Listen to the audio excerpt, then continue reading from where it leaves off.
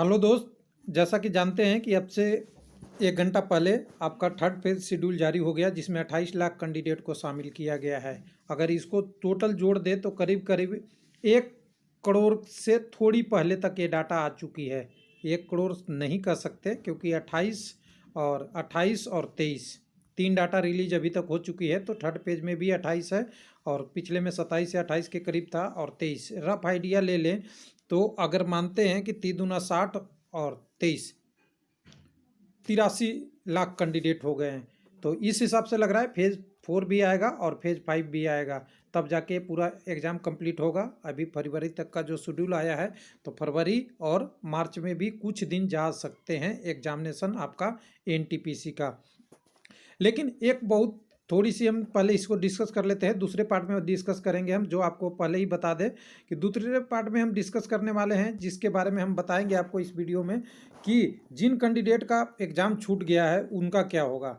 तो ये वेबसाइट पे पहले देख लेते हैं। वेबसाइट पे कई सारे वेबसाइटों पे आ गया है, मैं देखा हूँ 1 घंटा पहले से ये डाटा अपडेट हो रहा है। Notice for third phase exam schedule for CBT 1, इसको अगर देखते हैं तो इसमें लिखा क्या है उसकी बारे में बात कर लेते हैं। जिसमें लिखा हुआ है कि आपका एग्जामिनेशन 31/1/2 से लेके 31/1/21 से लेके आपका 12/2/21 तक होगा। और पहले वाले में 30/31 तक तो पहले ही लिया था, तो 31 यहाँ ओवरलैप हो रहा है, थोड़ा सा देख सकते हैं। लेकिन इससे चलिए कोई नहीं, एग्ज़ाम जिनका कैंडिडेट होगा 31 का हो सकता है, कुछ शिफ्टों में होगा वो ख़त्म हो गया होगा, या उस सेटर पे अभी नहीं प्रोवाइड किया जाएगा। लेकिन इसमें सबसे बड़ी चीज़ है कि इनमें 4 दिन पहले वाला प्रोसेस वही है। आपका एडमिट कार्ड का स्टेटस 21 तारीख को 9 PM से दिखने लगेगा, ऐसा लिख रहा है। जबकि पिछली बार हमने देखा था कि पहले ही आ गया था, उसके बाद आपकी सारी कंडीशन, हेल्प डेस्क वगैरह वगैरह वगैरह यहाँ दिया हुआ है। लेकिन हम उस बात की कर रहे हैं जिसकी बात, जिनका एग्ज़ाम छूट गया है, एग्ज़ाम छूट गया है उनकी बात कर रहे हैं। और एग्ज़ाम जिनका छूट गया है उनका क्या होगा। और दूसरे टर्म में कहें कि अगर 50% अटेंडेंस हो रही है तो इससे क्या अंतर पड़ेगा।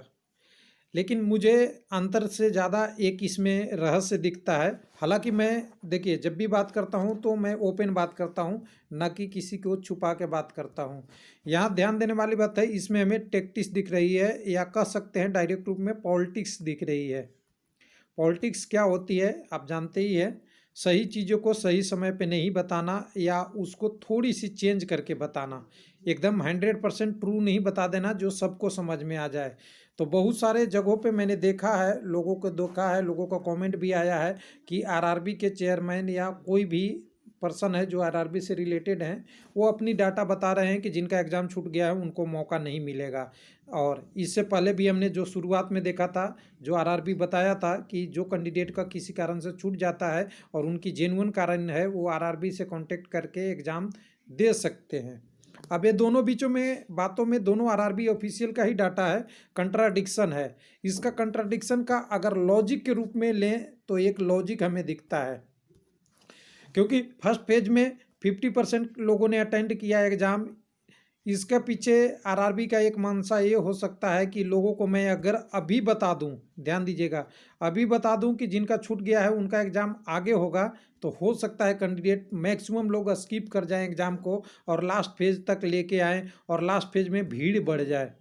तो मुझे एक थोड़ी सी, जैसे कि संभावना कहते हैं, मैं एग्जैक्ट प्रूफ तो नहीं है लेकिन संभावना की बात कर रहा हूँ। मुझे संभावना ऐसा दिख रहा है कि लास्ट फेज में उन कैंडिडेट को भी कवर किया जाएगा जिनका एग्ज़ाम जेन्युइन रीजन से छूट गया है।